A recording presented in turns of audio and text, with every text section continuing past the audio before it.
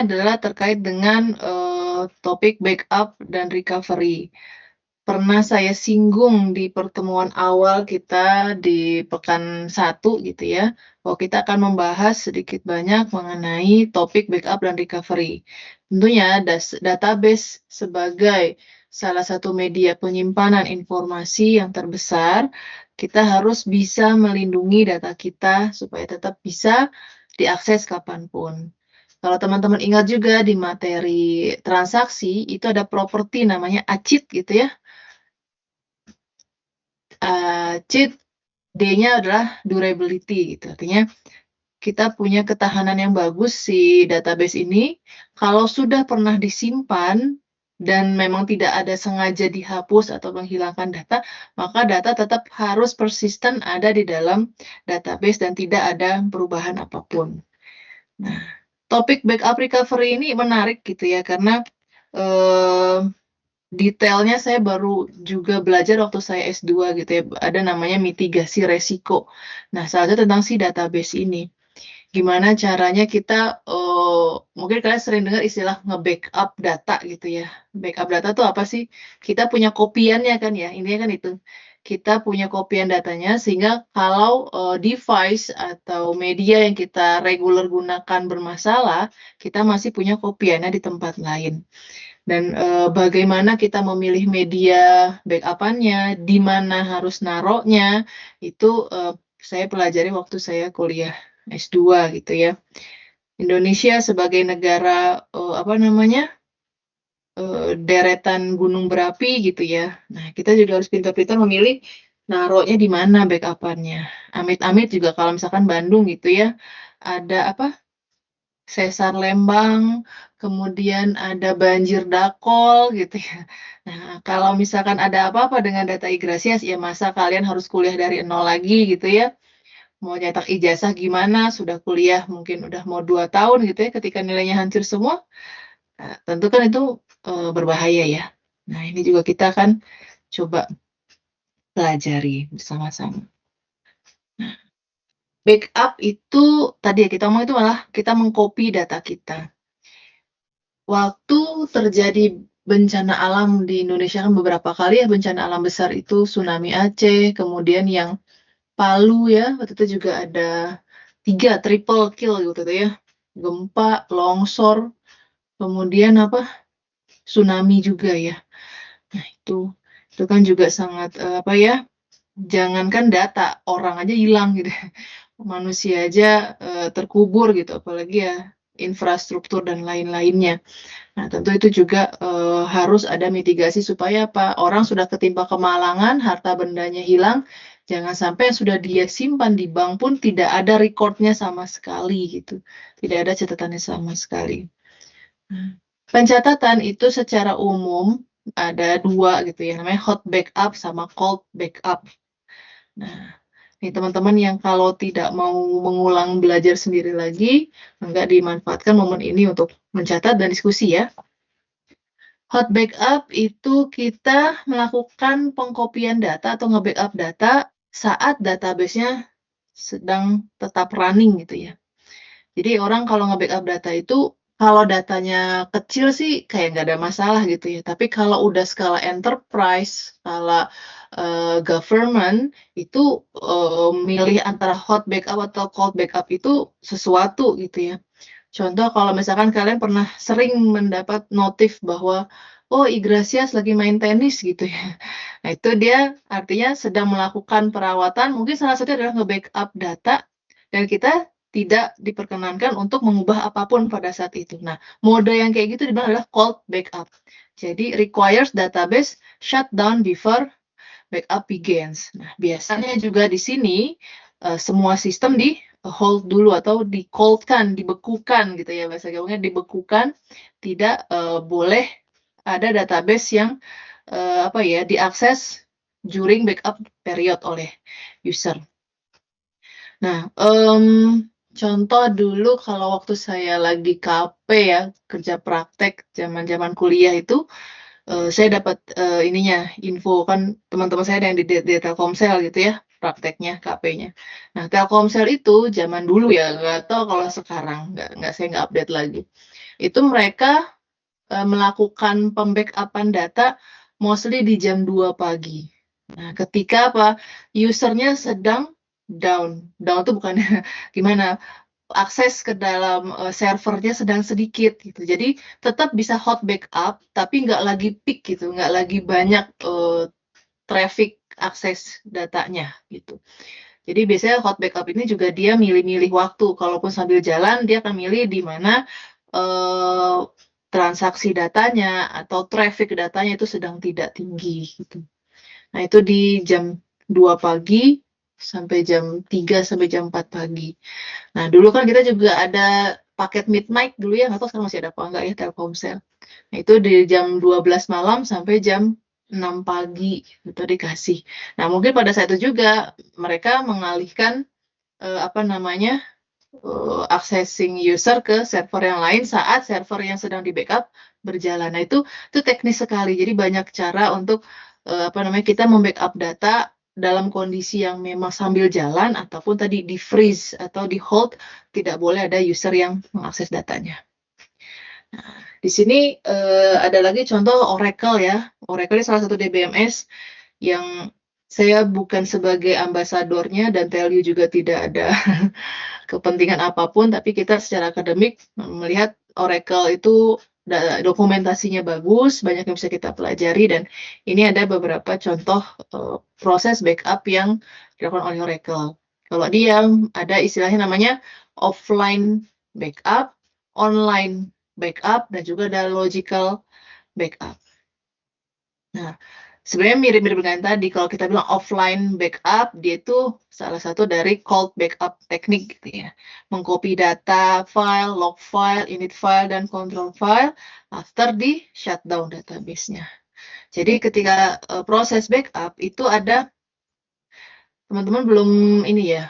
Sudah kan ya materi arsitektur atau materi komponen DBMS pada saat pertemuan satu atau dua saya lupa. Sempat ditampilkan secara sekilas apa namanya struktur atau arsitektur database. Itu kan banyak filenya ya. Ada data file, log file, control file, init file, dan lain-lain. Ada file buat nyimpen password, buat nyimpen archive gitu ya, itu juga ada. Nah, ini beberapa data yang di backup sama dia. Kalau online backup ini dia pendekatan hot backup. Artinya tadi ya, sambil jalan, sambil juga nge-backup. Nah, ini dia yang diakses adalah temporary set table space into backup mode. Jadi dia nggak langsung apa pindah data, dia punya semacam temporary file, atau nanti kalau di halaman slide ini ada nanti di belakang ada shadow copy database. Nah, itu semacam itu nanti. Jadi kita punya ibaratnya penyimpanan sementara. Kalau itu udah oke, baru nanti kita pindahkan dia ke tempat yang kopian aslinya. Nah, kalau logical backup ini dia sama salah satu hot backup teknik. Nah, dia ini menggunakan apa ya? Export import menggunakan SQL gitu ya, atau script pakai prosedur function. Dia meng-create objek, nanti ada namanya .dmp, tuh dia nge-backup nggak semua tabel gitu, dia hanya beberapa saja atau nggak semua file di backup yang kita butuhkan saja. Nah, itu bisa di dump, istilahnya di dump atau di backup. Ini tata caranya ya, teman ya. Kita matikan database, backupnya data file dulu, control file, online redo log file, inisialisasi, dan baru kita nge-restart database-nya. Kalau online backup database, nah ini dia require the database to be in archive log mode. Artinya tadi pada saat proses backup bisa jadi tidak apa namanya penggunaan database-nya tidak seperti normalnya. Dia ada di switch ke mode apa gitu ya. Kemudian tentu saja kalau kita menggunakan pendekatan hot backup itu secara performa pasti dia akan turun gitu ya. Karena proses backup sedang berjalan, tapi proses transaksi yang biasanya juga berjalan. Nah, proses transaksi biasanya akan terimpact dengan proses backup ini. Ya, tadi saya bilang biasanya dia akan nyari waktu-waktu yang trafficnya memang sedang rendah karena online backup ini dia bisa mempengaruhi terhadap performa. ini tadi ya, kalau logical backup dia nanti ada namanya .dmp file atau dump file. Ini yang bisa diekspor dan juga diimport ke database. Kalau kalian dulu waktu PBD mungkin masih ingat ya, classic mode. Nah, dulu kan pernah dikasih skema classic mode. Nah, itu kan dari database dosen kita bikin, kita dump, kita share ke kalian. Nah, itu adalah salah satu logical backup. Kita mau nge-backup data yang skema klasik model saja gitu. Nggak semua yang ada dalam database saya share ke kalian gitu. Hanya beberapa data saja menggunakan SQL script. Sampai sini ada yang mau tanyakan dulu nggak? Nanti kalau ada pertanyaan boleh langsung acungkan tangan. Walaupun kita online tetap interaktif ya, maksudnya kalau mau nanya diperbolehkan. Kemudian tipe backup. Nah, tipe backup ini secara umum ada 4. Kalau tadi kan mode ya, kita bilang mode backup, ada hot sama cold. Kemudian ini nama lainnya ini karena dia spesifik di DBMS Oracle. Tapi secara umum kan dia juga sebetulnya adalah ngomongin cold backup sama hot backup modenya. Nah, kalau ini kita ngomongin tipe backup. Tipe backup itu dibagi menjadi kurang lebih 4. Yang pertama itu adalah complete atau full backup. Full backup ini berarti dia mengcopy semua database-nya, gitu ya. Dan related file lainnya, kemudian dia menghapus arsip log filenya, dikosongin lagi. Karena kan sudah di backup ya, sudah ada kopian utamanya, sudah semuanya ada. Jadi arsipnya bisa kita kosongin lagi. Kemudian ada yang namanya kumulatif atau differential backup. Nah, differential backup ini apa? Dia mengcopy hanya yang ada perubahan since last full backup. Artinya, misalkan saya kemarin sudah full backup nih, hari Senin, udah saya full backup, semua datanya sudah saya kopikan. Hari ini saya mau backup lagi. Tapi kalau saya full backup itu kan terlalu lama gitu misalkan ya. Toh saya tidak banyak melakukan perubahan ke dalam database selama 3 hari ini atau 4 hari ini. Nah, jadi saya bisa memilih jalur diferensial. Artinya saya hanya mengcopy apa-apa saja yang berubah sejak full backup terakhir. Nah, jadi checkpointnya di sini ya. Full backup terakhir, apa saja yang berubah, nah itu yang di backup. Itu disebut dengan differential backup. Ini mengcopy semua arsip log file yang tergenerate since last full backup. Kalau increment gimana? Increment ini dia apa? Sebenarnya sama mirip dengan si diferensial, hanya saja checkpointnya beda. Kalau diferensial, checkpointnya itu adalah full backup. Full backup terakhir sampai dia mau melakukan melakukan backup, itu diferensial. Tapi kalau incremental, itu dia since last partial backup atau si diferensial ini. Backup parsial terakhir, nah itu yang dikopikan. Jadi kalau misalkan hari besok nih saya mau backup, saya pakai increment. Nah, berarti yang saya copy itu data-data sejak hari ini gitu ya, karena saya terakhir partial backup tuh hari ini. Tapi kalau saya besok mau nge-backup dengan diferensial, maka checkpointnya tetap di hari Senin kemarin gitu. Nah, kalau complete atau copy, di sini adalah copy all target, don't include the set in backup, set in backup, set logic. Ya, apa ya? Kok saya lupa. Complete backup. Oh, kalau si complete ini adalah kita bisa milih data-data mana yang mau kita backup. Mirip kayak yang tadi, si logicalnya si Oracle gitu ya. Kalau ini kan keseluruhan filenya tadi ya, kalau ada data file, redo log file, archive log. Nah, ini kan semuanya nih, semua file-file itu. Tapi kalau yang complete atau copy ini, kita ada target datanya, nggak semuanya gitu ya. Kita ambil beberapa yang mau kita backup saja. Itu yang si copy atau complete backup. Ada pertanyaan sampai sini? Ibu mau nanya. Oke, siapa ini? Abdul, silakan Dul. Bu, mau nanya. Kan di situ kan ada tulisan tertera bahwasanya ada complete atau full backup, kumulatif backup, increment backup, complete backup. Nah, suatu perusahaan dia nggak mungkin dong Bu setiap hari melakukan full backup. Hmm. Nah, aku mau nanya kapan suatu perusahaan itu melakukan full backup? Apakah tiap per bulan, per tahun, ataukah kapan Bu? Gitu aja. Oke. Kapan sih biasanya perusahaan itu melakukan full backup? Ya, terima kasih, Abdul. Pertanyaannya bagus. Nah, full backup betul. Itu pasti takes time karena datanya sangat banyak. Kemudian tadi ya dia makan resource juga. Nah, itu bisa berbeda kebijakannya antar satu perusahaan dengan perusahaan yang lain gitu ya. Nah, biasanya kalau kita full backup itu kalau kita rasa ini datanya sudah terlalu banyak nih di database transaksional atau di server yang utama gitu ya. Nah, ini akan kita lakukan full backup. Itu rata-rata ya, rata-rata pengosongan arsip log itu di rentang 5 sampai 10 tahun biasanya. Itu. 5 sampai 10 tahun. Kan ada kebijakan perusahaan ya, oh data-data yang udah 10 tahun lewat kita nggak bisa akses lagi, pasti gitu ya. Karena dia biasanya sudah mindahin ke server yang berbeda, dan itu pencariannya akan lebih banyak. Kayak semacam Igrasias lah. Igrasias kalau semua data mahasiswa dari tahun 90 gitu ya, atau dari saya masuk lah tahun 2000-an, itu masih ada di server Igrasias yang sekarang, nah, itu tuh pasti lemot banget gitu ya, karena terlalu banyak, too much. Nah, jadi patokannya tadi bisa memang dari timestamp atau waktu, yang waktu itu kan tergantung regulasi dari organisasinya, atau dari patokan jumlah datanya.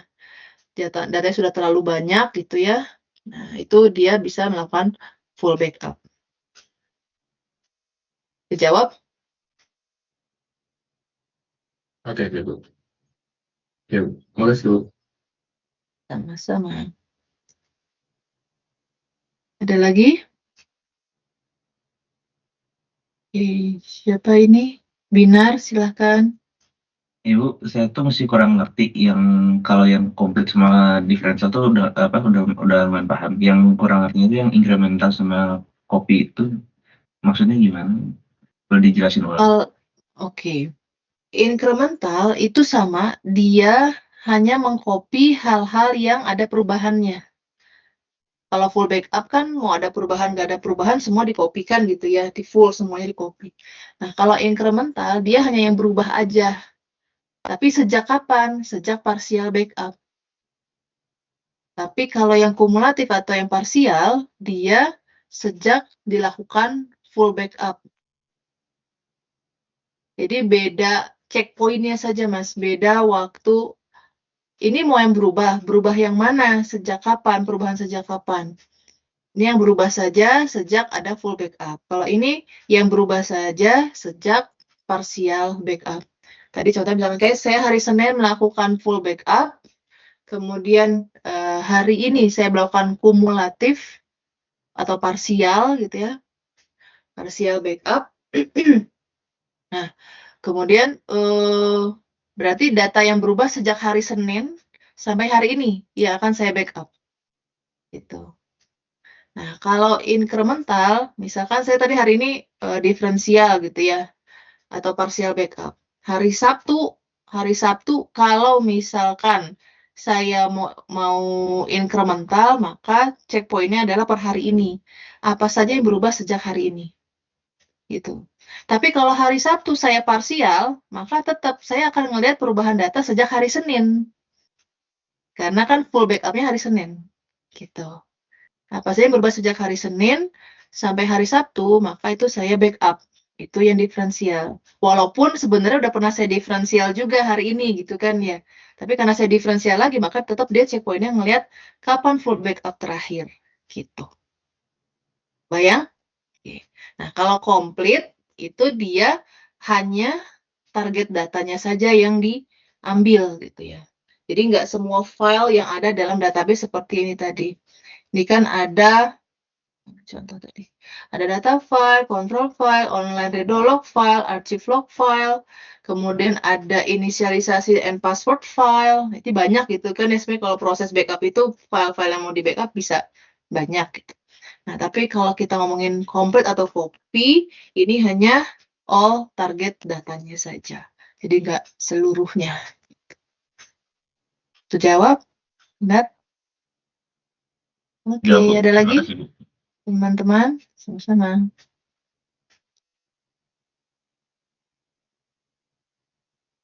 Oke, saya lanjut ini ke failure classification.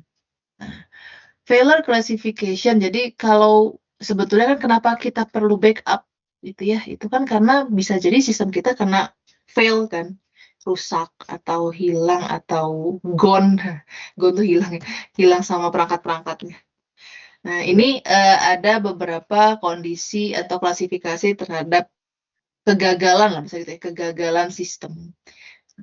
Computer system is subject to failure from a variety of causes, banyak penyebabnya.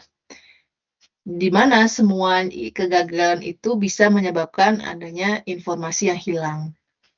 Database system must take action in advance to ensure that atomicity and durability property of transaction are preserved. Jadi atomicity, kenapa atomicity dibahas lagi? Iya, karena bisa jadi failure itu terjadinya pada saat kita lagi transaksi.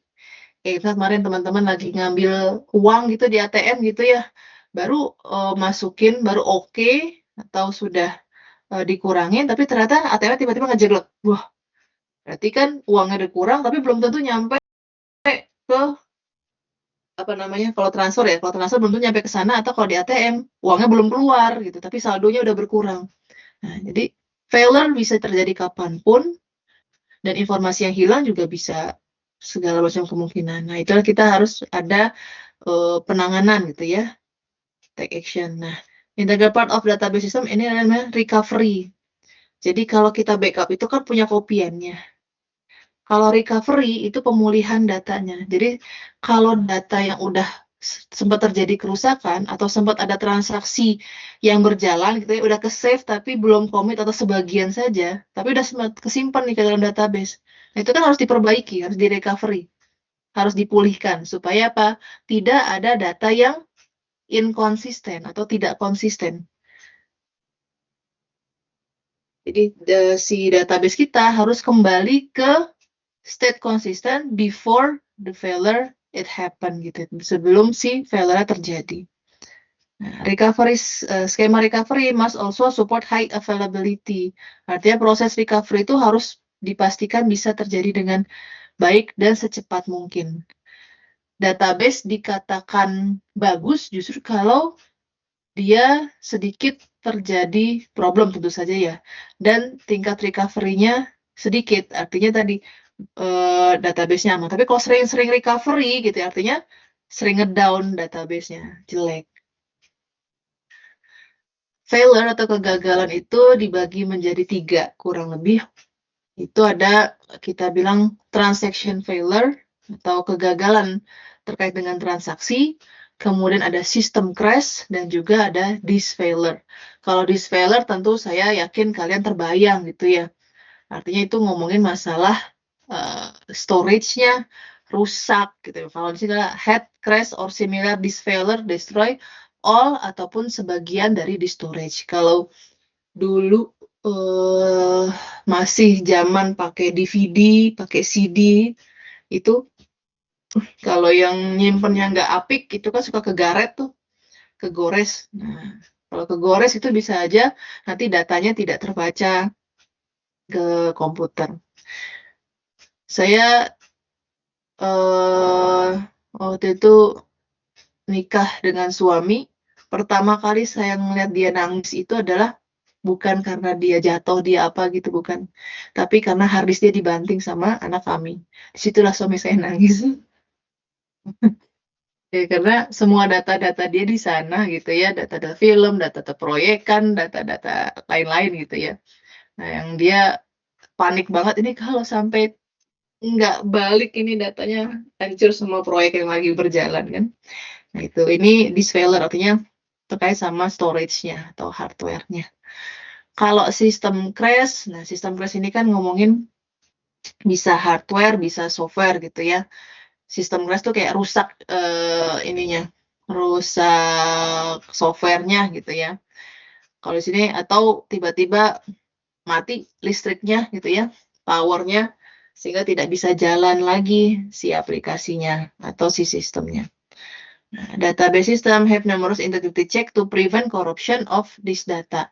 Nah, ada namanya kalau di Oracle tuh sebutnya bukan checkpoint, saya lupa.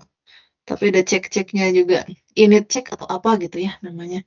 Nah, itu buat ngasih tahu bahwa oh jam sekian ini masih hidup dan ini perubahannya. Ini data ini jam sekian masih oke, ini perubahannya gitu. Kurang lebih. Ini sistem crash.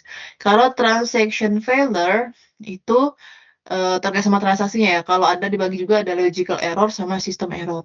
Logical error ini lebih kayak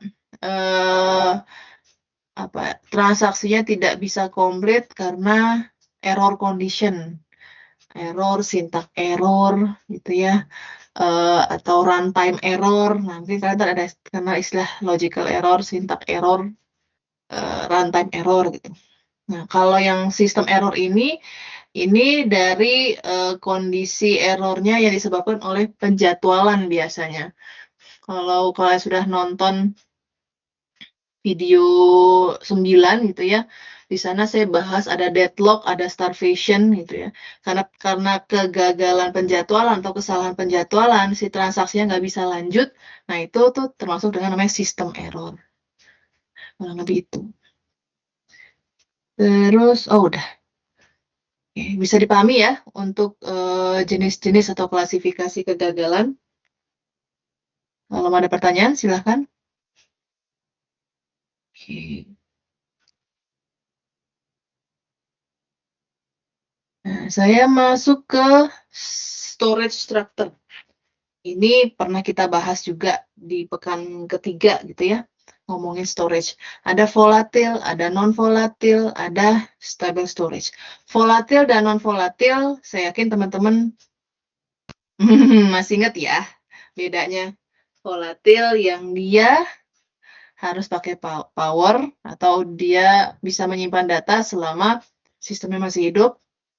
Kalau non-volatile yang dia tetap bisa menyimpan data walaupun powernya sudah dimatikan. Tapi dia masih ada kemungkinan untuk failing atau losing data.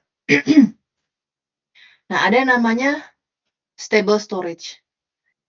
Stable storage ini kalau di sini bahasanya adalah a mythical form of storage that survive all failure. Maksudnya gimana? Kalau volatil kita tahu ada ini ya, cache memory, main memory yang tentu dia nggak bisa nyimpen data atau bisa hilang datanya kalau tadi powernya nggak ada. Nah, stable storage ini dianggap sebagai suatu penyimpanan yang dijamin dia bebas failure. Nah, approximate by maintaining multiple copies of distinct non-volatile media. Artinya gini, kita bilang stable storage ini mythical atau mitos ya sebenarnya. Mitos form. Tapi di mitos di sini bukan berarti bohong gitu, bukan. Dia sebenarnya non-volatile media juga, tapi apa yang disimpan di sana itu pasti aman bahasa gitu ya. Karena apa? Karena dia sudah melewati serangkaian proses pengkopian data yang multiple. Jadi misalkan gini, teman-teman ngerjain TA gitu misalnya atau tugas kuliah. Kadang kan kalian nyimpen di harddisk kalian gitu ya. Terus takut harddisknya kenapa-napa atau laptop kenapa-napa, terus kalian copy juga ke flash disk gitu.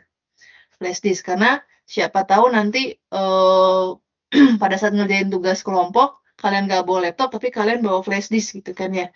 Nah, itu bisa dikerjakan pada saat itu. Ada perubahan datanya disimpan. Nah, selain itu kalian misalkan punya satu namanya cloud storage. Kalian punya OneDrive atau Google Drive gitu ya. Di mana kalau kalian percayakan Google Drive ini maintain-nya oleh ya Google langsung gitu ya. Artinya secara kehilangan datanya akan minim gitu karena selama saya berlangganan tidak putus bayar gitu misalkan ya, itu data saya akan aman selalu di sana. Kalau laptop masih bisa rusak, kalau hard disk atau flash disk tadi masih bisa mungkin hilang gitu. Tapi kalau saya taruh di cloud, aman tuh pasti aman, nggak akan hilang gitu. Yang penting saya harus rajin-rajin backup aja. Nah, kalian anggap bahwa yang di cloud itu yang paling aman datanya, paling paling stabil datanya. Nah, itu yang kita sebut namanya stable storage. Gitu. Stable storage implementation di sini adalah kita punya maintain multiple copies of each block on separate disk tadi ya. Jadi kita punya beberapa kopian data yang kita simpan di beberapa disk. Nah, copies that can be at remote sites to protect against disaster such as fire of atau enggak flooding gitu ya. Nah, ini yang tadi saya ceritakan ini kisah nyata gitu ya. Lagi di lantai 3, tiba-tiba gempa gitu. Pernah pas gempa lari ke bawah, terus dia inget, aduh laptop gue di atas, dia balik lagi ke atas. Dia lupa kalau itu lagi gempa ya. Maksudnya, itu berbahaya juga buat dia, tapi dia lebih mikirin nanti kalau TA gue kenapa-napa gue ngulang lagi. Ya, harus 1 semester lagi gitu untuk kumpulin semua data-datanya. Nah, itu. Karena tidak terlindungi dari bencana apapun. Tapi kalau misalkan teman-teman tahu gayanya Google gitu ya, gaya-gayanya cloud storage, kita tahu hostingan kita, mereka punya backupan datanya biasanya. Nah, kalau kalian mau lebih aman, Anda bayar lebih juga kalau nggak salah kan ya untuk pembackupan data secara reguler. Kemudian protecting storage media from failure during data transfer. Ini apa? Execute output operation as follow, assuming 2 copies of each block. Jadi paling tidak kita punya 2 kopian data gitu ya untuk setiap blok data yang kita milikin. Nanti di sini ada istilah RAID nih ya. RAID di sini bukan film The Raid dan juga bukan obat nyamuk RAID. Nah, itu salah satu skema pembackupan data.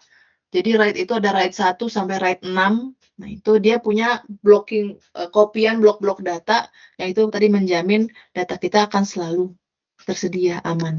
Satu rusak masih ada satu lagi. Satu rusak masih ada satu lagi dan seterusnya. Nah, itu. Tentu dia ekspensif ya, pasti. Tapi ya itu lebih menjamin keberlangsungan data kita. Nah, data tadi kan bisa beda-beda ya. Ada yang memang sensitif sekali untuk suatu perusahaan, nggak boleh sampai hilang. Nah, tentu ada cost di sana. Bahkan kalau saya lupa ya, namanya apa. Jadi kalau misalkan ini data itu bisa diasuransikan. Bisa ada namanya asuransi, aduh saya lupa. Maaf nanti kalau saya ingat saya infokan di grup. Asuransi data. Jadi misal nih saya punya atau Abdul punya software house misalkan gitu ya. Punya software house, kemudian entah gimana ada problem dan lain-lain misalkan software house-nya itu atau si website-nya itu harus stop langganan gitu. Nah, user yang sudah pernah berlangganan kan nggak mungkin kita tutup saja begitu ya, karena data dia ada di sana. Nah, itu bisa kita asuransikan. Jadi walaupun misalkan perusahaannya udah bangkrut, perusahaannya kenapa-napa, tetap dia punya asuransi datanya atau punya backupan data di suatu tempat gitu.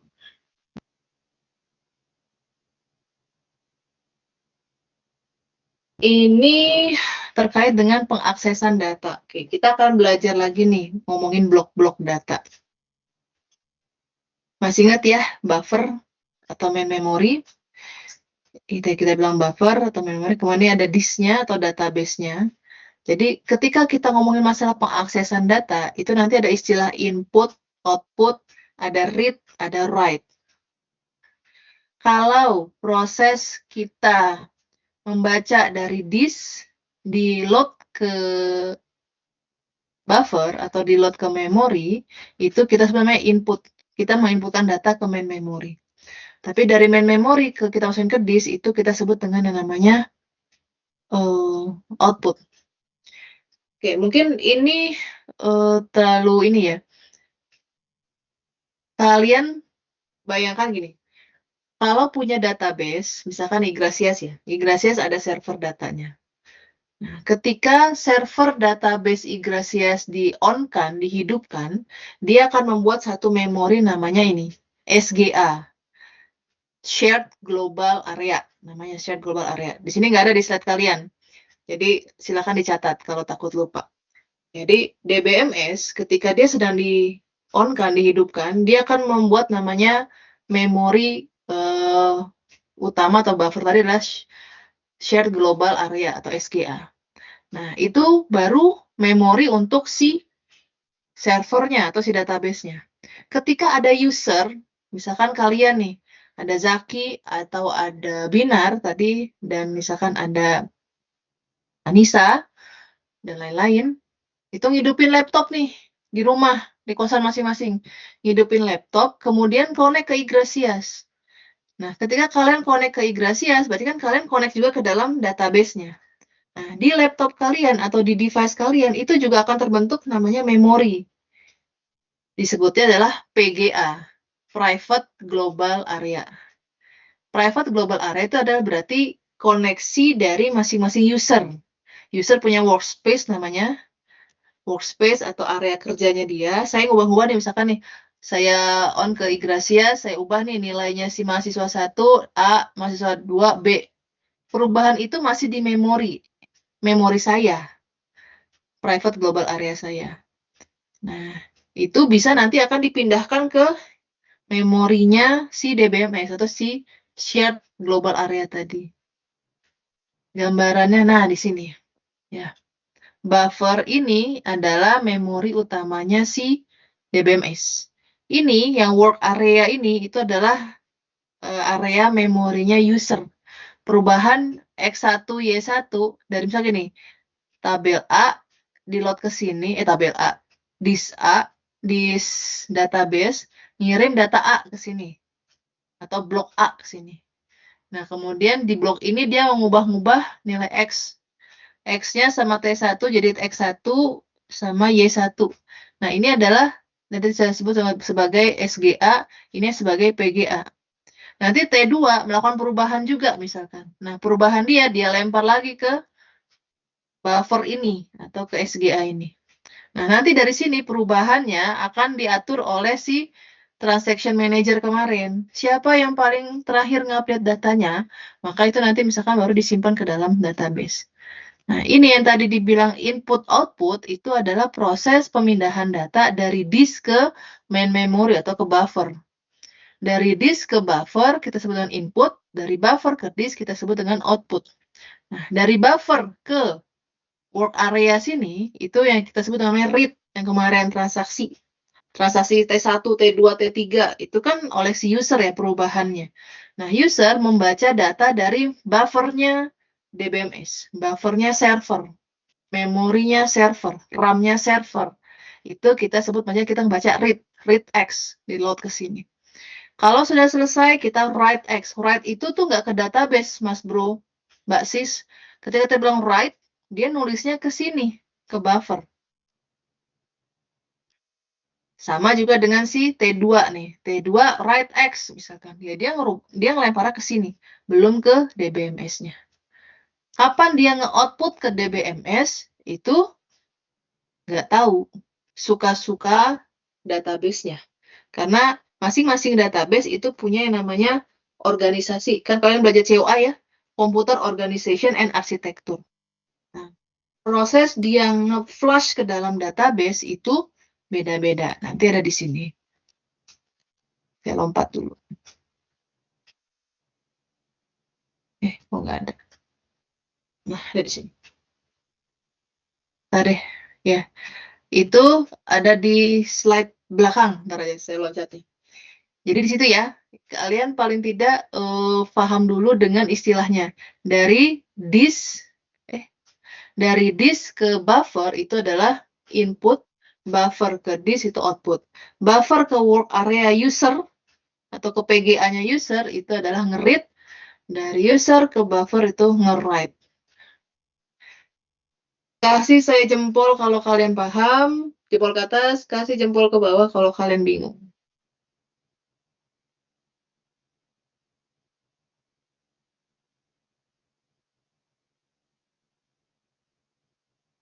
Aman, betul? Jangan malu kalau mau nanya ya, kalau bingung. Daripada nanti nilainya hancur. Oke. Karena ini paling seru sih, kalau lagi UAS ini mahasiswa banyak keceleknya di sini. Cuman butuh ketelitian. Sebenarnya secara konsepnya tidak terlalu musingkan, asal nggak lupa istilahnya aja. Oke. Nah, kalau yang istilah ini atau pengaksesan data kalian sudah oke, saya baru mau masuk ke area sini nih, recovery-nya. Atau gimana cara pemulihan data. Ini tadi apa?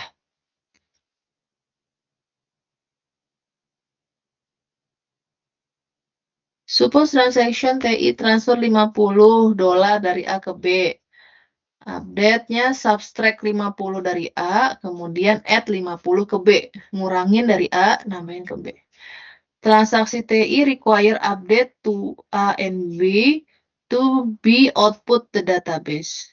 Nah, si transaksi 1 tadi yang ngasih tahu output ini ke dalam database nih, gitu ya. Aku udah melakukan perubahan di PG aku, A udah dikurangi 50, B ditambahin 50. Nah, failure may occur after one of these modification have been made, but before both of them are made. Maksudnya gimana? Jadi bisa jadi setelah dilakukan modifikasi, belum semuanya totalnya terjadi failure. Modifying the database without ensuring the transaction will commit may leave the database in inconsistent state. Jadi misalkan nih, dia belum commit, artinya belum dinyatakan selesai. Tapi udah ada perubahan ke dalam database. Kalau kita tidak bisa memastikan data ini belum commit atau belum selesai, nah itu nanti bisa menghasilkan inconsistent state. Maka kita not modifying the database may result in loss update if failure occurs just after transaction commit. Atau udah commit nih, tapi nggak langsung dimodifikasi atau tidak langsung disimpan ke dalam database. Yang ada apa? Loss update kan. Ada update data yang hilang. Atau tadi, saya udah transfer, udah saya catat, tapi ternyata nggak kesimpan datanya. Ini yang mungkin kalau ini diharapkan terjadi mungkin ya kalau sama user ya.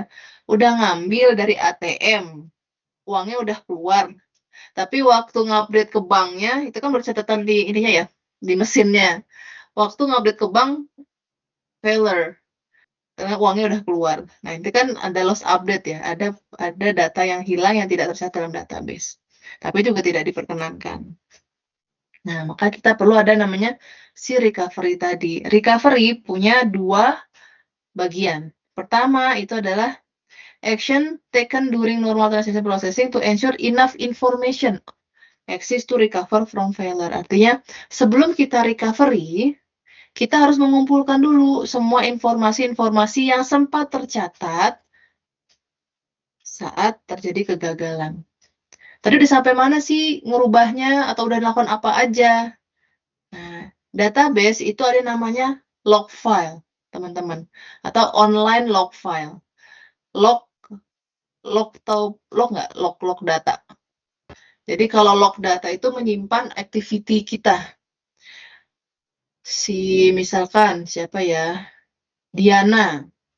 Diana melakukan akses data data X jam sekian, dia ngerubah nilai dari 1000 menjadi 2000. Nah, itu log file.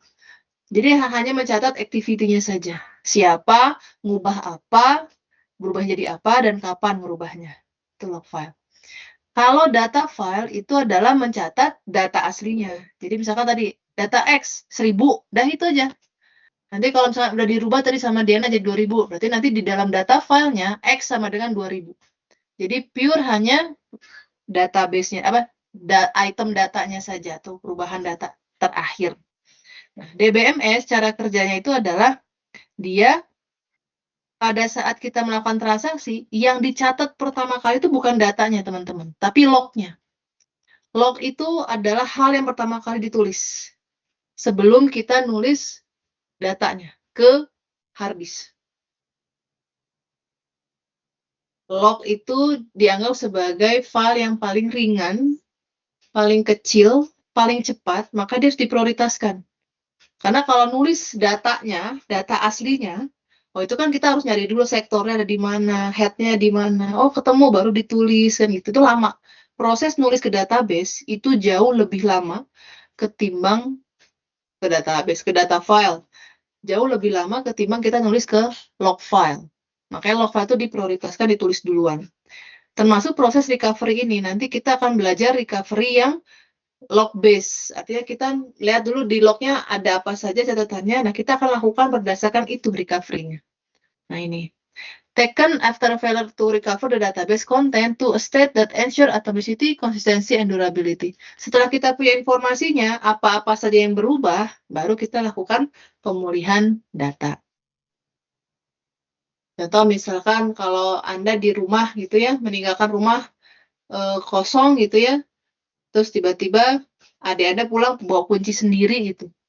Bawa kunci sendiri, terus pas Anda pulang, rumah tuh pabalatak, berantakan. Nah, kalau Anda mau mengembalikan ke state rapinya, berarti kan Anda harus tahu rapi itu gimana.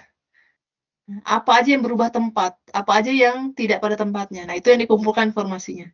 Setelah tahu, oh piring harusnya nggak di sini, oh gelas harusnya nggak di sini, oh kaos kaki harusnya nggak di sini. Nah, itu Anda lakukan perubahan tadi, recovery itu berdasarkan hal-hal yang sudah Anda kumpulkan yang menjadi masalah. Analoginya seperti itu. Nah, ini ada contoh recovery and atomicity.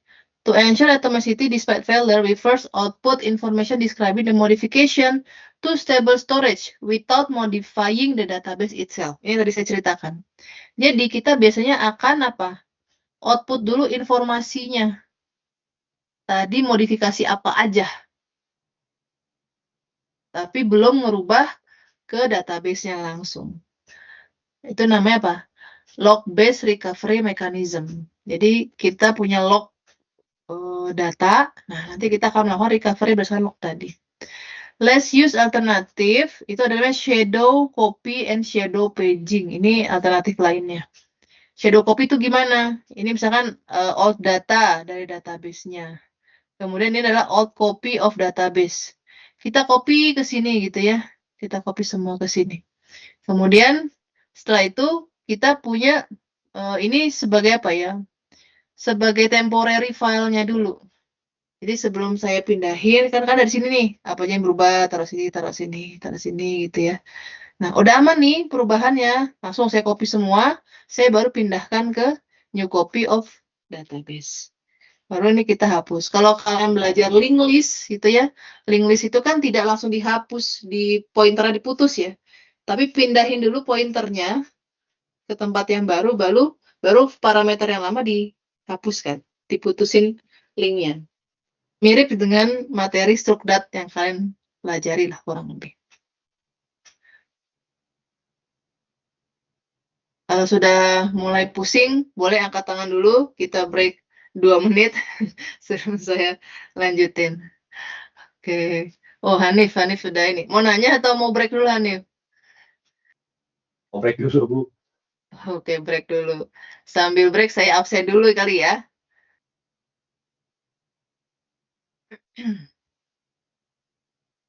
Yang mau nyatet, silakan juga nyatet dulu.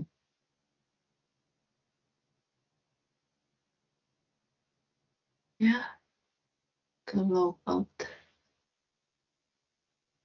Dulu.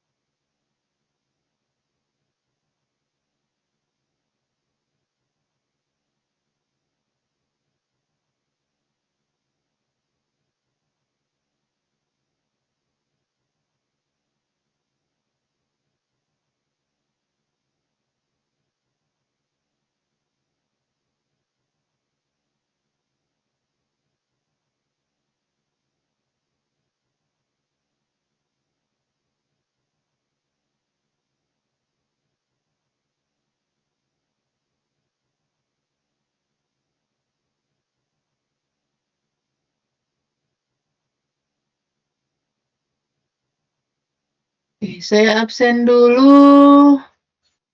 Sadra. Lagi di toilet Bu katanya. Katanya. Mana dia? Saya skip dulu. Diana. Hadir, Bu.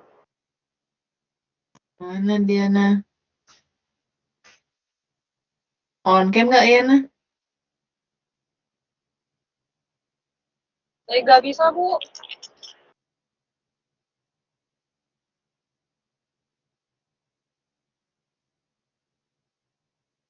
Raffi.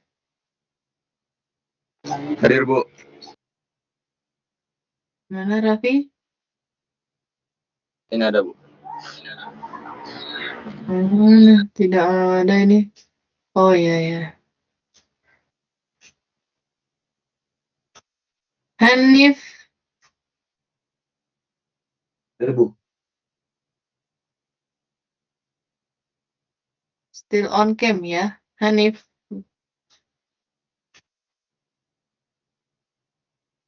Mana Hanif ya? Nggak ada. Ada, Bu. On cam udah tadi, Bu.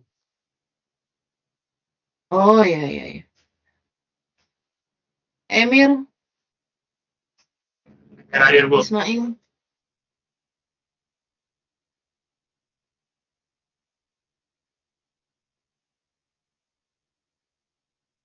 Tidak ada Emir. Hadir, Bu. Ada suaranya ya? Ada. Nggak ada wajahnya aja. Ini udah on cam. Oh iya ada. Angel.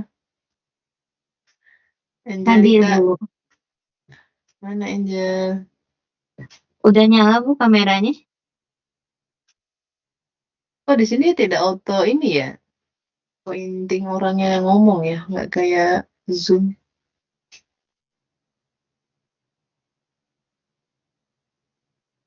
Renata. Hadir.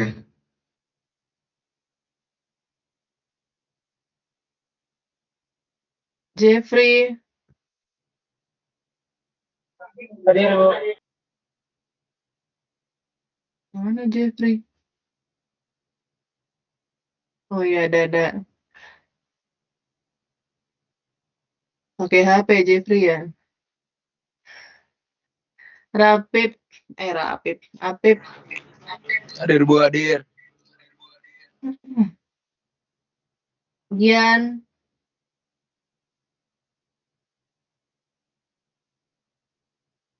Gian nggak ada? Cesar Gian.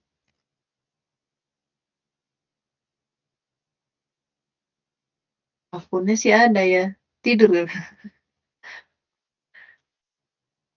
Michelle. Hadir, Bu. Danang Setiawadi. Hadir, Bu. Zuhri. Hadir, Bu. Gavin. Hadir, Bu. Resafa. Hadir, Bu. Hadir, Bu. Ya. Raka. Nggak ada. Rizky Darmawan. Zibran. Hadir Bu. Rosa. Hadir, Bu. Emir Syah. Hadir, Bu. Bu, maaf, Bu. Tadi Resafa hadir, Bu. Iya udah. Oh, udah. Oke, makasih, Bu. Yudis. Hadir, Bu. Vigo. Hadir, Bu. Mana Vigo? Hadir, Bu. Oh, ada. Oh, ada.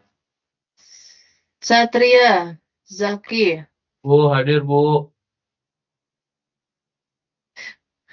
Gimana dia? Melas banget. Zaki Renaldi. Hadir, Bu.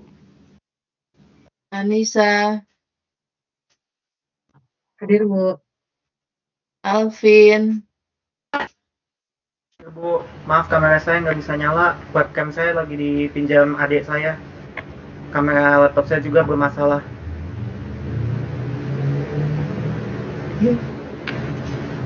Halo? ya. Franciscus, Hadir, Bu. Ali, Lukman, Hakim, Hadir, Bu. Abdul,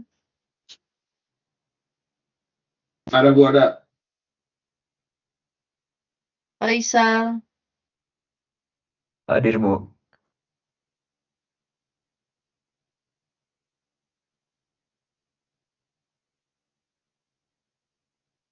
Aisyah, Hadir, Bu. Binar, Hadir, Bu. Rian, Hadir, Bu. Rafli, Hadir, Bu. Imelda. Hadir, Bu. Ibu, maaf, tadi ini aku sadar udah balik dari toilet. Hadir. Oke.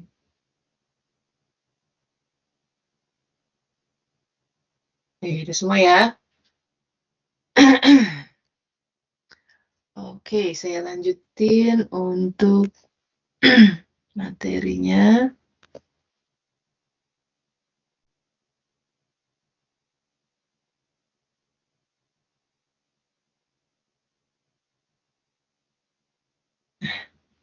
Sekarang saya mau masuk ke materi log based recovery-nya.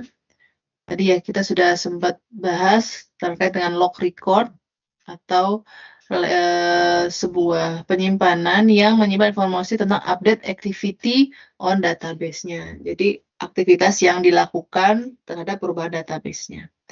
Log itu disimpan di stable storage atau penyimpanan tadi yang dia bebas failure, yang dia tidak mungkin terjadi kesalahan apapun.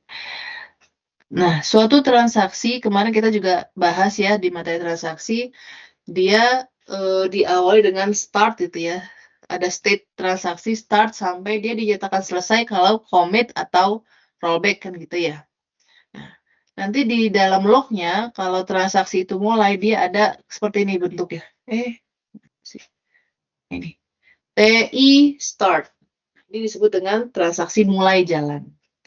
Nanti kalau sudah selesai, finish, dia akan nulis nama TI commit atau TI rollback gitu ya. Nah, ini ada ditulis di lognya. Untuk perubahannya, dia akan nulis, ini di kalian kelihatan jelas nggak? Bisa di zoom nggak ya? Gimana cara nge-zoomnya?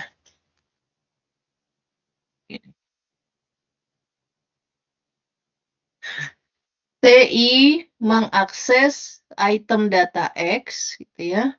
Kemudian value lamanya berapa, value barunya berapa. Contoh misalkan tadi Diana mengakses tabel X atau item data X, bukan table, item data X, old value-nya 1000, terus dia ubah menjadi 2000. Berarti ini TI, X, 1000, 2000.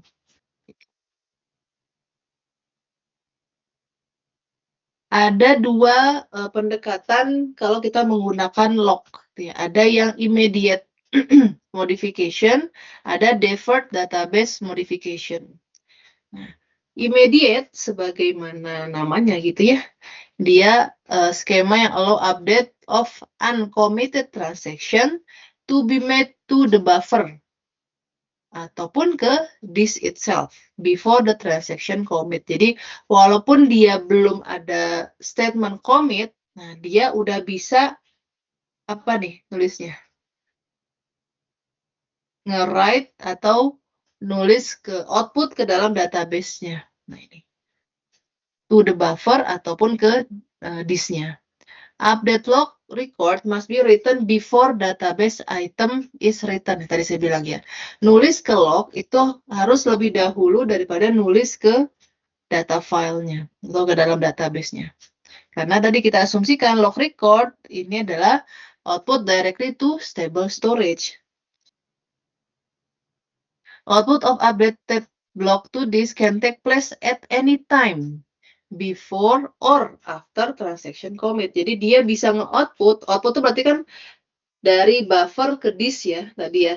Kita ingat di slide sebelumnya disk access, nge-output itu berarti kita nulis ke dalam database, nge-output. Nah, ini bisa dilakukan anytime, before ataupun after transaction commit.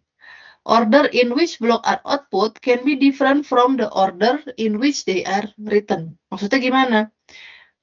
Yang di output itu urutannya bisa jadi nggak sama dengan yang ditulis di lognya. Mana contoh? Nah.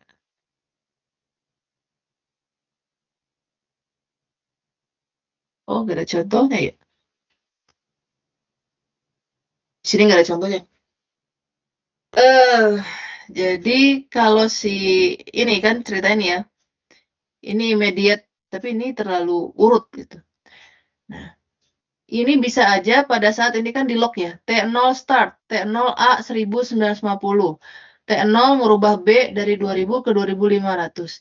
Yang di output ke database, itu bisa jadi urutannya nggak A, B, C kayak gini. Bisa jadi dia nulis B duluan, B 2050. Nanti di bawah sini dia baru nulis A sama dengan 950. Nah, itu immediate ya. Jadi penulisan ke dalam database itu urutannya bisa nggak sama dengan penulisan di buffer ya, atau di lognya. Karena tergantung dari gimana database mau mengeksekusi gitu ya. Kalau deferred modification atau deferred database modification, ini apa?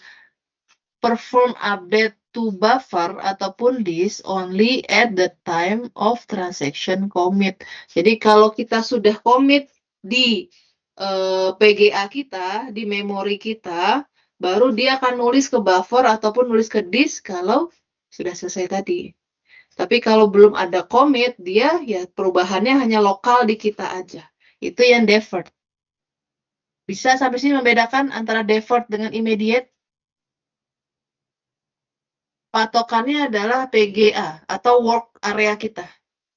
Kita melakukan perubahan di memori kita atau di laptop kita, belum tentu langsung ketulis di buffer ataupun ke disk atau ke database. Kalau kita pakai immediate, itu bisa langsung ketulis. Tapi kalau kita deferred, baru akan ketulis ke buffer ataupun ke disk kalau dari kitanya sudah commit atau sudah selesai. Itu ya, teman-teman ya. Jadi ini contohnya. With concurrent transaction, all transactions share a single disk buffer and a single log.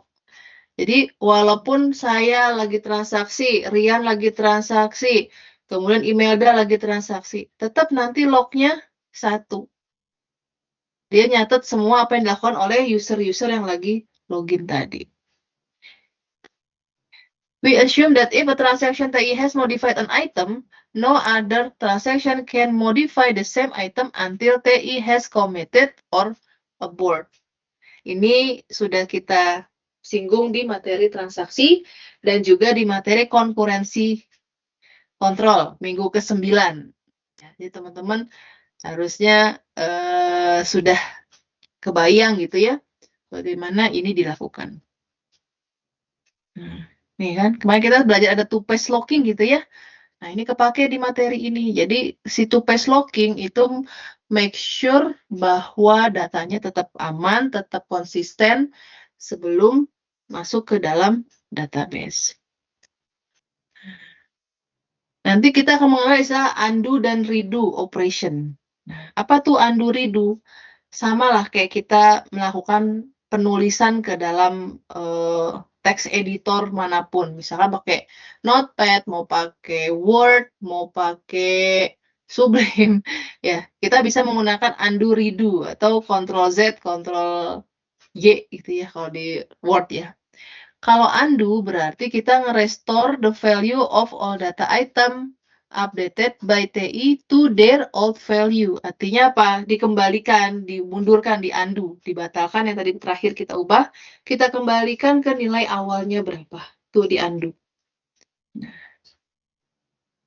Each time a data item X is restored to its old value, V, a special log record TI X V is written out. Jadi misalnya gini, kalau kita melakukan undo, maka tetap kita akan ditulis lagi bahwa ini dikembalikan ke state yang nilai yang paling awal gitu. Lognya tetap tercatat gitu maksud saya. Bukan berarti kalau kita undo nggak ada lognya, tetap dia akan ada nulis lognya, ini dikembalikan ke value yang old-nya. When undo transaction is complete, a log record TI abort is written out. Ini di penulisan di lognya ya. Kalau redo itu adalah redo itu apa? Melakukan kembali gitu ya. Re itu kan melakukan. Kembali. Do itu lakukan lagi. Redo atau redone. Jadi kita melakukan lagi penulisannya. Jadi misalnya nih di lognya bilang, oh ada perubahan A dari 1000 jadi 2000. Nah, activity itu dieksekusi lagi, diulang lagi, nulis lagi ke dalam database, dieksekusi lagi bahwa nilai nilai B sekarang jadi 2000, ditulis lagi 2000. Karena ada di sini eksekusi redo. Nanti akan lihat ke belakang ya contohnya, barangkali teman-teman masih agak bingung. Jadi kalau si redo ini dilakukan, kalau apa? Kalau transaksinya dianggap komplit. Ada start sama ada commit, atau ada start, ada abort, atau ada start, ada rollback. Nah, itu transaksi yang lengkap, yang ada start sama commitnya, atau start dengan abort dan rollback, itu adalah transaksi yang kita lakukan redo. Kenapa gitu? Misalkan nih, teman-teman ya, suatu transaksi dia ada 5 step. Sebenarnya ada 5. Tapi ternyata kita baru sampai step kedua, dia crash, fail. Nah, kita tahu dari mana? Ini masih ada berapa step lagi setelah ini? Kan si komputernya nggak tahu. Nah, karena dia nggak tahu dan dianggap, oh ini transaksi ini belum selesai. Maka dia akan di-undo. Dikembalikan ke old value. Jadi tadi misalkan dia mau transfer uang dari A ke si B. Baru ngurangin nilai A, pas mau nambahin nilai B-nya, dia nge-crash. Mati. Tapi udah kecatat duluan ke dalam database. Ketika dilihat lognya, nggak ada komitnya, berarti belum selesai nih transaksi. Kalau belum selesai, dia akan di-undo. Nilai A-nya dibalikin lagi ke awal. Bayangannya seperti itu. Tapi kalau misalkan suatu transaksi, dia ada commit sama ada, start sama commitnya, berarti kan dia selesai nih. Contoh tadi, dia mau transfer dari A ke si B. Udah nulis nih, B-nya udah ditambahin 50, udah commit. Das, mati komputernya atau si sistemnya. Dilihat, oh ada nih start commit. Yaudah, tulis ulang aja deh ke dalam database-nya. Takutnya ini baru ditulis di log saja. Nah itu. Kenapa ada istilah redo dan undo? Karena nulis itu paling awal kemana tadi? Ke log file. Belum tentu di database-nya sudah ke-update. Maka ada istilah redo. Saya tulis lagi, saya lakukan lagi activity ini ke dalam database. Saya tulis lagi A, nilainya jadi sekian. B, nilainya jadi sekian. Commit, selesai. Sampai sini bisa dipahami? Bingung atau paham? Acung yang masih bingung?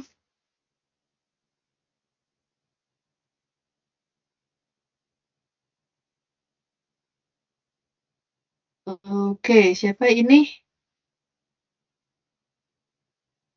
Muhammad Gavin. Ya, silakan Gavin. Halo. Tadi yang untuk yang undo itu kalau misalnya terjadi ada rollback gitu, dia tetap di undo atau soalnya kan rollback kan mengembalikan ke semuanya lagi ya. Mungkin kalau misalnya di undo dia tetap ke value awalnya ya. Misalkan rollback tapi sebelum crash. Ya, Oh, jadi oke. rollback itu kan adalah bilang ini udah selesai tapi di rollback gitu ya. Tapi nanti ketika kita apa namanya kita redo, dia tetap melakukan dari startnya itu. Misalnya nih A dirubah jadi 1000, terus B jadi 5000, terus di rollback. Nah, kan ada tulisan tuh di rollback. Nah, siapa tahu di dalam database-nya baru nulis A sampai 1000 doang. B-nya belum berapa dan belum di rollback. Nah, makanya itu kita lakukan ulang. Tulis lagi A 1000, lakukan lagi B jadi 5000, walaupun ujungnya di rollback gitu loh, Mas. Oke. Tuh. Karena kita melakukan ulang transaksinya. Kita Oke, Bu. tetap ubah lagi. Gitu. Ada lagi?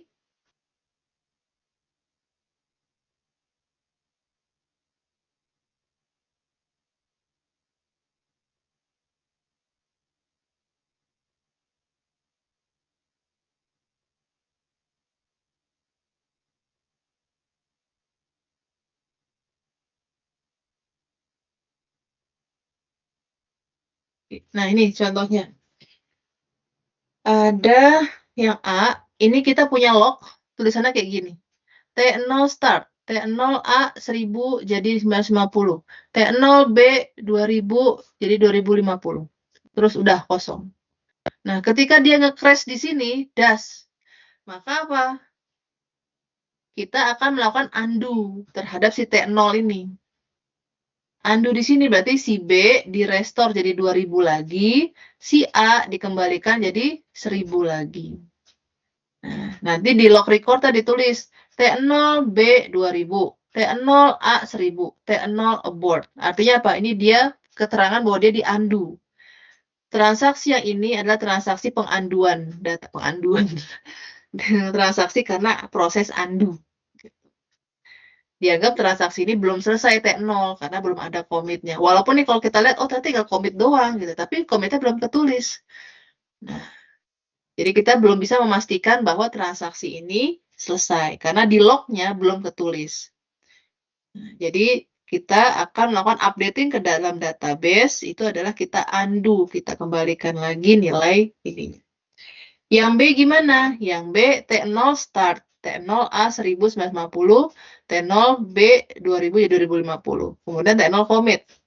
T1 start, kemudian merubah nilai C jadi 600. Maka kalau ada log seperti ini doang gitu ya, potongan log seperti ini, maka kita bisa bilang bahwa yang T0 di redo itu apa? Dilakukan kembali prosesnya ke dalam data filenya. Karena dia ada start, ada commit, ada catatannya bahwa oh ini sama T0 nih harus diginiin datanya, ada perubahan. Oke. Kemudian yang transaksi oleh T1 gimana? T1 akan di undo karena dianggap transaksi ini belum selesai. Nggak ada commit rollback-nya. Yang C, nah, karena ada start commit, artinya dianggap kedua transaksi ini selesai. Maka keduanya dilakukan redo. Sampai sini bisa diikuti. Kasih saya jempol kalau kalian paham. Kasih jempol kebalik kalau bingung. Oke, Gavin gimana Gavin? Oh, berarti apa? Dia itu komit itu kayak checkpointnya aja lah. Misalkan tadi kan T0 start, habis itu ubah melakukan kegiatan lah A sama B, terus commit. Nah, misalkan T0 lagi nih melakukan perubahan di A, terus tiba-tiba crash. Berarti si apa perubahan yang itu belum commit sih salah T0. Berarti itu dikembalikan terakhir commit ya. Dikembalikan ke komit terakhir. Terakhir commit. Nah, misalkan T0 start terus ubah A sama B, terus commit. Terus T0 ngubah A lagi nih, terus tiba-tiba crash. Itu berarti eh, nilai yang sebelum crashnya itu kembali ke yang commit terakhir nih? Iya, Atau sebelum si T0 ini nge-start. Perubahan apapun yang dilakukan oleh T0 dibatalkan gitu ibaratnya.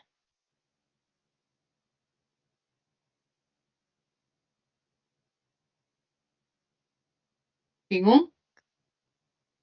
Ngulang dari awal berarti. Meskipun sudah komit. Tadi katanya belum komit. Kalau belum komit Udah. dibatalkan. Kalau T0 sudah udah komit belum? komit. Contohnya si B deh, ambil contoh si B berarti. Berarti Gimana, T0 gimana? start, ambil contoh si B aja, berarti kan T0-nya start, terus Mm-mm. lakukan kegiatan perubahan A sama B, terus di commit. Mm-mm. Nah, misalkan T1-nya itu diganti T0 deh. T0, T0-nya itu melakukan transaksi si A lagi nih. Misalkan terakhir kan dari 1000 ke 950.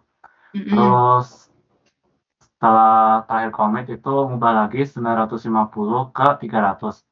Terus tiba-tiba crash. Nah, itu berarti yang perubahan si TN0 dengan A-nya itu ke 950 atau kembali ke benar-benar ke 1000. Ke 950 kalau udah pernah di komit. Oh ya, berarti terakhir. Iya. Oke, clear? Oke. Nah, tadi itu sempat ada tuh, Gavin nanya, oh berarti sampai kapan nih dimundurinnya gitu kan ya sebetulnya ya. Nah, kalau misalkan nih saya hari ini komputer saya nge-crash gitu ya, nge-crash. Tapi log file saya tuh udah ada dari tahun 2005 misalkan. Di log data saya, data udah ada dari tahun 2005. Nah, baru rusaknya sekarang 2024. Ketika rusaknya sekarang, apakah semua catatan saya dari tahun 2005 dilakukan ulang atau enggak?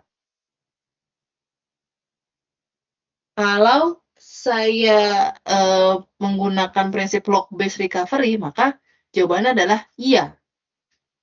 Saya lakukan ulang semua yang ada di log. Nah, tapi kan itu akan takes time. Nah, ini nih. Processing the entire log is time consuming if the system has run for a long time. Nah, supaya saya nggak harus ulang dari tahun 2005 tadi, kita bisa menggunakan yang namanya checkpoint. Nah, checkpoint itu apa? Ya sama kayak teman-teman main game. Bikin checkpoint di sini. Jadi kalau mati dia nggak ngulang dari awal sekali gitu. Kita cukup ngulang dari checkpoint terakhir. Artinya transaksi yang sudah di checkpoint, sudah ada sebelum checkpoint itu bisa kita ignore. Kita abaikan karena apa? Karena sudah pasti mereka sudah aman di dalam database-nya. Gitu. Nah, gampangnya ini. Contoh, misalkan ya, di log file saya, di log saya tertulis nih, ada catatan T1, T2, T3, T4 di log saya. Nah, kemudian, tapi ada saat saya T2 sedang jalan, sudah start, kemudian dia jalan, terus checkpoint. Checkpoint di sini nih. Nggak ada lasernya. Nah, checkpoint di sini. Jadi T2 sudah jalan sedikit, tapi belum selesai. Ya, jadi checkpoint di sini. Jalan, oke selesai. Kemudian T3 mulai. Jalan, T3 selesai. T4 mulai. Jalan, failure, dar. Rusak, misalkan crash gitu ya. Kalau kita sudah pernah checkpoint di sini, maka kita bisa bilang T1 ini kita ignore. Kenapa? Karena prinsip dari checkpoint itu apa sih? Dia memaksa transaction that commit or abort before the checkpoint already have all their updates output to stable storage. Tadi ya, jadi dia dari memori, kalau kita checkpoint, nah dia maksa masuk ke stable storage. Dah, dimasukin semua. Kayak kalian nge-flash itu. Masuk ke dalam stable storage. Artinya sudah dipastikan data ini tersimpan dengan baik di database. Walaupun kita kenapa-napa laptopnya dan lain-lain, yang rusak hanya ada di area main memorinya saja. Yang belum ketulis di database hanya di main memory tadi yang setelah checkpoint. Nah, maka kalau seperti ini, T1 sudah aman nih dalam database, udah nggak usah kita eksekusi lagi, kita ignore bahasanya.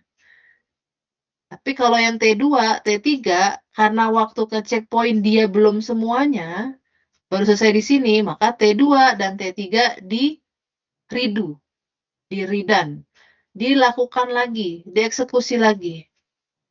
Supaya perubahannya make sure masuk ke dalam database kita.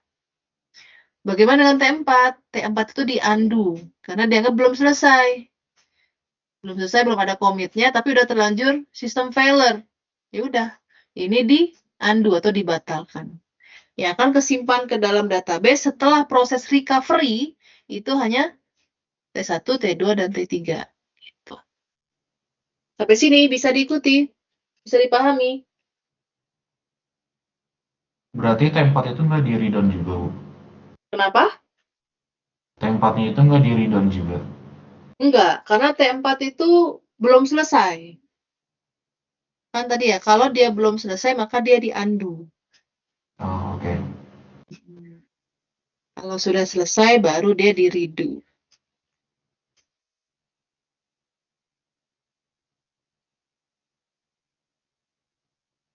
Oke, ada pertanyaan?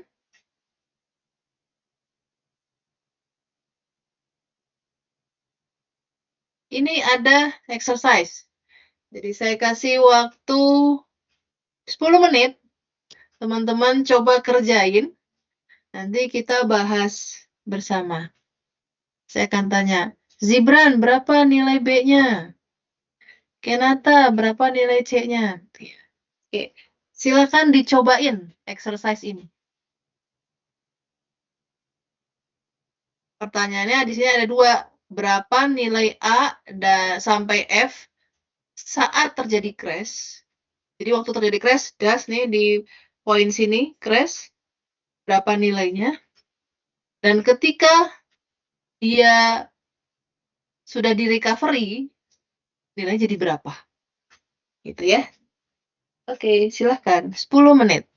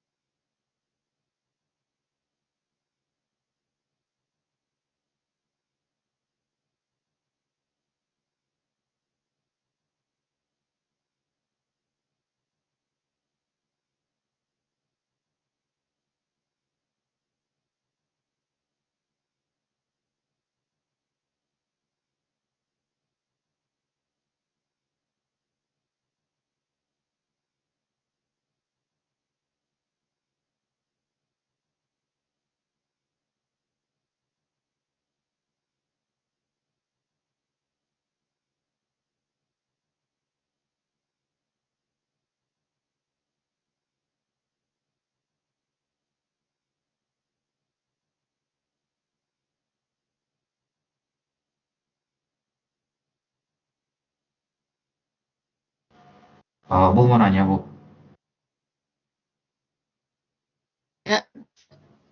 di T0 commit itu kan ada dua ini yang kosong. Berarti T0 commit di sini tuh dia nilai A yang baru ketika T0 commit sama nilai B baru ketika T0 commit itu. Yes, karena T0 mengubah nilai A sama B kan ya. Oke. Makasih, Bu. Yuk.